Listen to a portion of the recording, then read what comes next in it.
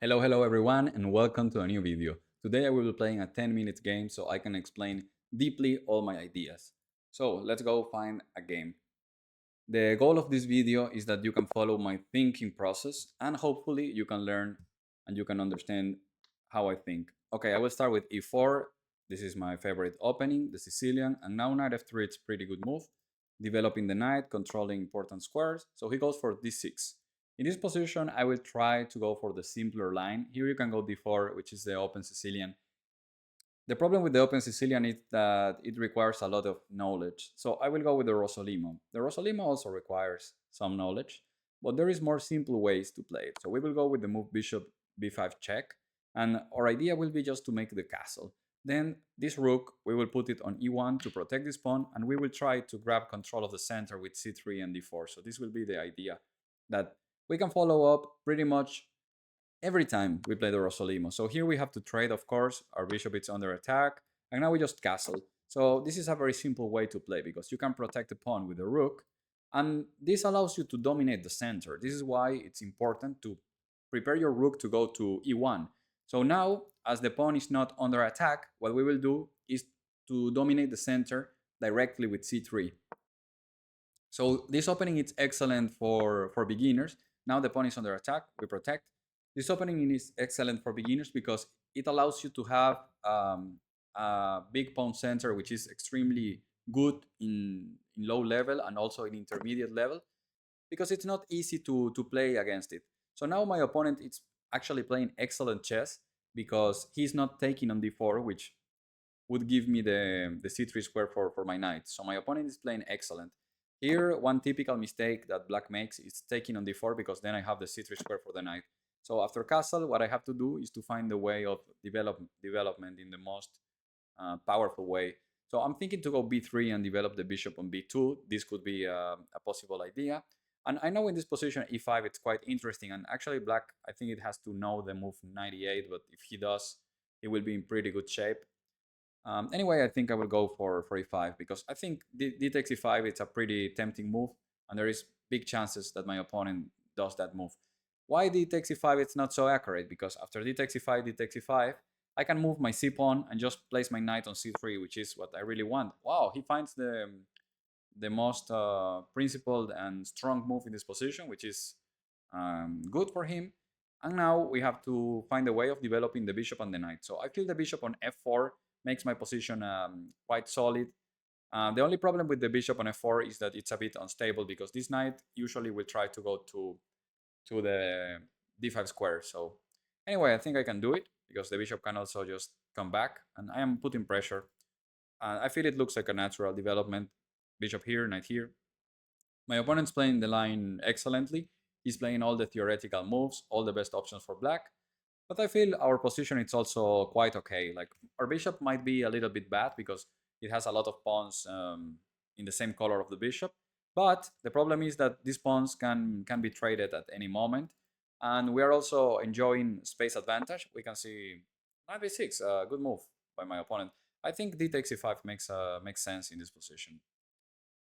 I think d takes e5 makes sense. And just important to know that in this position we don't want to trade queens, because if we trade queens, this pawn in the endgame, it's usually not so good because this pawn is good only for attacking. It's actually a relatively weak pawn.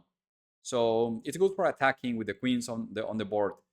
But when there is an endgame, it's not so good to have the pawn on e5, the pawn on the 5th rank. So better move probably queen e2, just keeping the queens on the board, trying to play c4, which it's a great move that would dominate this knight. Knight e5, good move by my opponent. I will go bishop g3. I don't see any alternative. I mean, he's attacking my bishop, and bishop d2 I don't want. I want this square for my knight, or maybe I want bishop d2 because then I can play c4 and the knight can come to c3. So I have two options: bishop here or bishop here. Which one is better? How can I decide?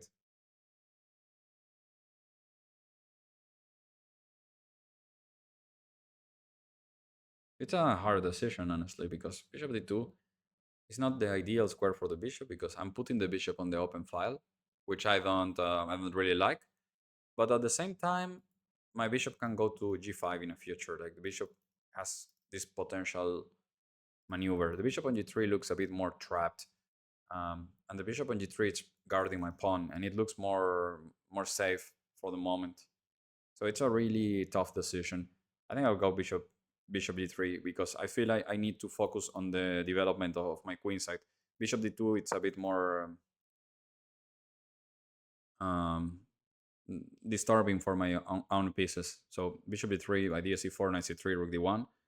So the good thing here is that he cannot play c4. Honestly, c4 would be such an annoying move, but he cannot do it. So I'll get c4 in the next move, which is really great because I will get the c3 square for my knight, then the e4 square, and basically this knight it's bad currently, but it has a lot of potential. Like I have the e4 square, I have the d6 square, I have g5. Like when the knight gets this maneuver, it will be really, really great.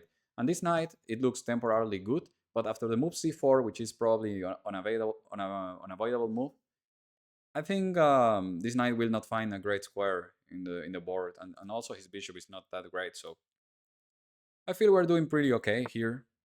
He goes queen b6. What is the idea? What is the idea? What is the idea? Always when your opponent makes a weird move, don't think he's just a crazy person. Think that he wants to do something. But this move I honestly don't understand. So I will just keep up with my plan. I will go c4. This is giving me this square for the knight. Everything looks pretty well defended. Everything looks pretty solid. It looks like I have clear plans. And I have the e5 pawn, which is great for attacking. At some moment, I can pass my queen. Where is this knight going? You can see how restrictive is the c4 pawn. This knight cannot go anywhere. And this knight has this maneuver, which I have to be really careful with. I have to be really, really careful with the maneuver knight c6, knight d4. So how can we play here? Honestly, I feel I want to play against his pieces. I want his pieces to not have any potential. For me, it's fundamental in this position to play against his pieces. Or I can just keep up with my plan, just improve this knight. There is also an open file here, we can take it, but he will just fight for it. I think 94 it's a good move. And honestly, I like the idea of having 96. I don't know if I will play it right away. Probably the best thing about this move is to maintain it as a threat, not playing it directly because your opponent probably can just trade and he can just trade and move the knight. And I don't see it as a clearly winning idea in this position. I have to be careful with this move, but not really. I mean, not really. I play b3. This move looks a bit strange, but I feel it consolidates my position quite well. So I'm liking the idea bishop h4, honestly, because after the bishop trade, my knight has the d6 square and my queen can pass. I think bishop h4 will be part of our plan because this bishop is honestly our worst piece right now. And this bishop it's a good defensive piece. So yeah, he goes for the double of the rooks, which makes a lot of sense. Now if I go here, this we have to calculate. If I go here, take 98, the rook, we can attack it. He can take on d6. And not so clear. Not so clear, honestly. Not clear at all.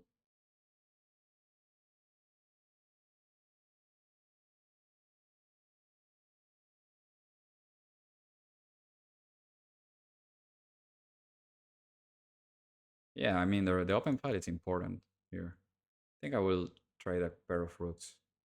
I will trade a couple rooks. Yeah, this is good, I think. I'm not completely sure, of course, because this is chess. No one is completely sure of anything. So now I can occupy this square, and after take 98, do I have some tactics there? 95, rook takes d6. There is a x-ray against the rook. I can go queen f3. Queen f3 looks great. It looks really interesting there. F6. And then I can go queen h5. Probably I have a good initiative there. Probably I'm having good initiative there. I'm not completely sure, but I'm not completely sure. But you know, this is chess.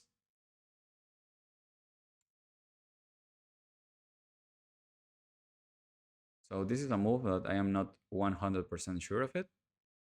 but I will go for it. I think this is the best moment to go for it. He will go 98. This is all the calculation we did. Rook takes d6. I feel it's kind of forced. And then we can go against his king side. Honestly, his pieces are quite uncoordinated. I would say my only piece that it's not really doing something is my rook, but it's guarding the checkmate on the first rank. Our knight is quite active. Our bishop will be active now because it will be threatening the rook. And our queen needs to get active against his king. So I feel he has a hard defense here, maybe. Maybe I'm wrong and this is just a stupid idea, but on this move I calculated. Now I have queen h5, I'm threatening mate, I'm threatening entering on f7, and if g6 I can just sack. And I guess I will be doing fine there. I mean, his king looks pretty bad, and this knight is completely out of play. You can see how all the game is being decided on the king side. This knight is out of play, the queen is a bit out of play. So I guess after g6 I can just sack, and I feel my position it's better by intuition. I'm not sure, of course, but I feel it looks pretty good to me. I will sack. And now the question is, should I take this rook or not? Probably the answer is no. Probably the answer to that question is a clear no. Honestly, in this position, we can take the rook and just push this pawn. I don't feel he will be able to stop it, right? So let's take the rook. He offered me draw. Of course, we are rejecting this draw. No draw for you, my friend. You either win or lose. I'm not going for draw.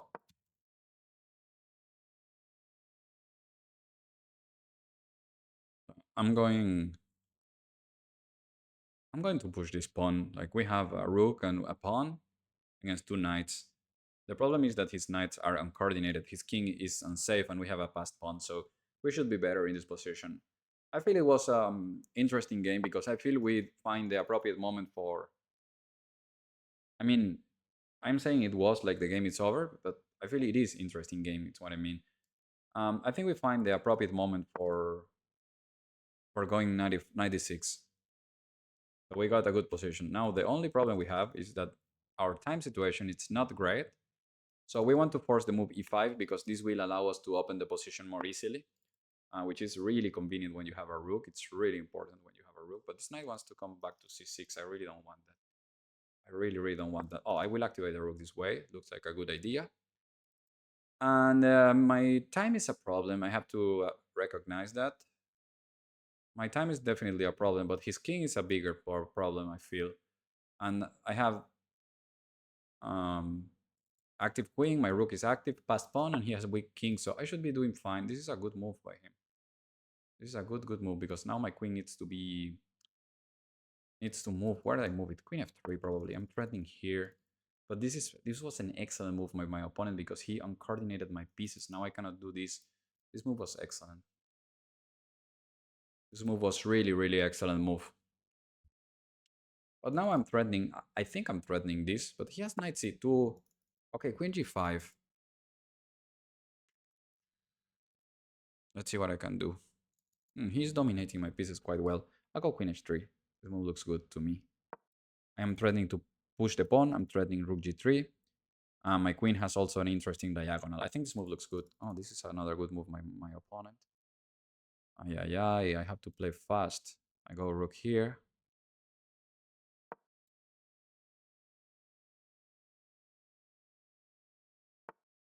Knight d4. I cannot go rook here, which I would love to. I can go h6 now. It's to check. Fuck. I have to move the rook again, I guess. I can give a check with the queen. I'll do check with the queen, yeah.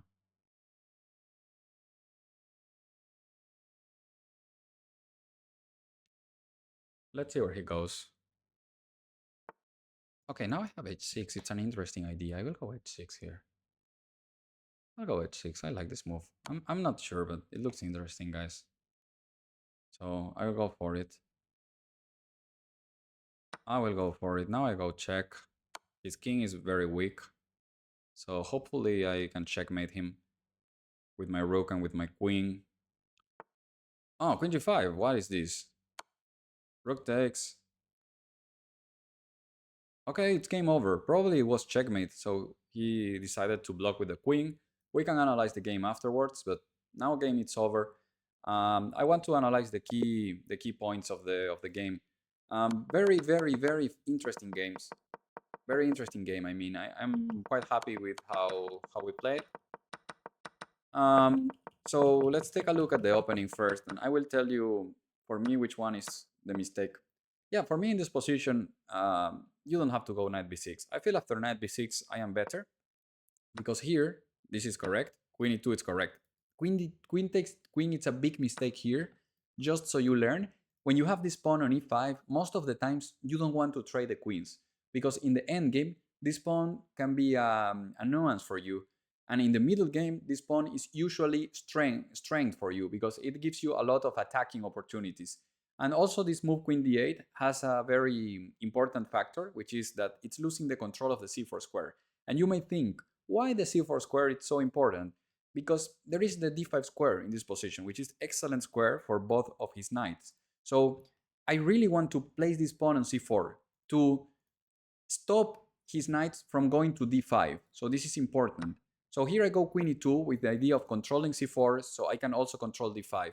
And I can grab a good control of the center. Of course, by moving c4, I am also weakening the d4 square, but you should look at your opponent's pieces and see which of the squares they can occupy more effectively. And in this position, it's obviously the d5 square. Both of the knights can go to d5.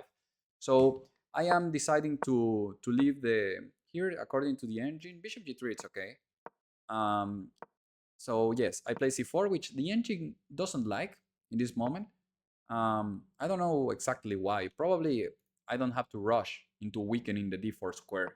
Maybe I can first develop. The engine is suggesting moves like a4. Could be an idea to place my knight on c4. Also, it's a very interesting way of playing.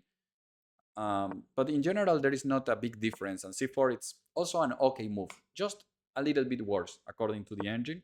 Knight b4, knight c3, knight c7, knight e4, rook d8. I go b3. For me, b3 is a good move because a lot of times knight d3 can attack my b2 pawn. And also my c4 pawn, it's a bit weak. So with b3, I am basically consolidating all my pawn structure. I like this move. Rook d7, rook d1, rook d8, take, take. And I go knight d6, which is a good move. I'm happy. I'm happy for the way I played. Like knight d6 is the typical move that you have to calculate all the time. It's obviously a very critical move. I am placing the knight on an excellent square, and there can be trades. So if you play back the video, you can notice that in every position I was calculating the option of going knight d6. Um, but I think I did it in the appropriate moment. I will explain you why. Because if I go knight d6 here, for example, if he takes 98, I feel this pawn it's a bit loose, and I don't see any initiative move here. At least this was my thinking process in the game. Now that I am analyzing with the engine, I see that I have bishop h4, and then I am threatening bishop e7. I didn't see this idea. And he takes with the rook, I play bishop e7, attacking both rooks. So I didn't see this idea. This is a calculation mistake that I made. Um, but still, in the moment where I did it, I think it's a good move because I have a follow up. Like I have an idea on how to continue. After bishop takes, pawn takes, I'm not just gonna lose my pawn. I have this move, which is, by the way, good move according to the engine, good move. And then I have queen f3, and also knight takes f7. The engine says it's okay, but queen f3 it's on the same level. And now black has some difficulties defending. I think my opponent, what he did is the best defense. g6, but now I sack. King f8. And in this position, bishop d6, not bad. It's a good move. h4, not bad. According to the engine, queen h6 first, a bit more precise. Queen e7, good move by my opponent. Queen g7. Look, here I missed an idea. I can take, and he has to take with the knight to protect the pawn. He has to take with the knight, and I have h6. And now the pawn will be undefended. Here I made a mistake. What is my mistake? I have a forcing move, and I didn't calculate it. Or better said, I calculated, but I stopped my calculation in the wrong moment, because you have to stop the calculation when there is no more forcing moves. So here, after queen takes, knight takes, I stopped my calculation, and I have another forcing move, which is a threat. So I have to keep calculating, and this was my mistake in this particular moment. You have to always calculate when you have forcing moves. So As I didn't see h6 because I calculated maybe too fast and I stopped the calculation in the wrong moment. As you can see, I thought only for 1 second in this position. What I did here is I played with logic. I said his king is weak, so I should keep the queens on the board. This was the way I thought about the position. So as he has the king quite unprotected, I should keep the queens, which is also not a bad move according to the engine. I mean, it's a bit worse, a little bit worse, but not a big difference. Rook e3 and now knight d6. For me, this was the best move that my opponent did in the game because this move is really on coordinating my pieces and I completely overlooked this move. And now the position is equal according to the engine because this move is really fantastic because now I have to play queen f3 and then you have to wonder why you have a rook on e3 if you have to play queen f3. So really fantastic move by my opponent because now my pieces are uncoordinated. So queen g5, queen h3. This is a great move, I think, because I have this threat, I have this threat. I think it's a move that it's really creating a lot of dynamic options for me, and it's really activating the pieces. Knight f5, good move by my opponent. Rook f3, knight d4, and now I go with queen c8, and this is a position where my opponent he needs to find the move king e7 and then king d6. Not easy at all. But according to the engine, the position should still end in a draw if my opponent finds the right defense, which is bringing the king to the center of the board. Very complicated for human chess, especially with this time. So he goes king g7, and now according to engine rook e3, it's even better. But h6 is the second option, and for me, h6 it's posing clear practical problems for black. I really like this move. Now black needs to find king f7 only move. For me, it's very difficult with this time. Very difficult. You have to find king f7, and once again, wrong with the kings towards the center. It makes sense because if you realize in this position, the king side, it's actually more open than the center. And obviously, your king will be weaker here because I have a rook than here. Then you can find the plan. But it's always easier to easier to say than to do, especially after looking at the engine. In a practical game, it's not easy. So after king here, rook g3, the game will just end in checkmate. My opponent decided to go for queen g5, but even if he goes here, I have this move, I have this move, the king needs to go here, I have this move, and then if this, checkmate, and if this, checkmate. So quite an interesting game where the key concepts are where to trade pieces, especially I want you to notice where I didn't trade the queens because this pawn structure it's worse in the endgame. And also for me the control of the key central squares. This is the other interesting topic. So I feel I got a better control of the central squares than my opponent. And then the final moment is finding the right time to enter the complications with a move like knight d6, which will allow a lot of trades. You have to calculate. You should have an idea, a follow-up after the trades.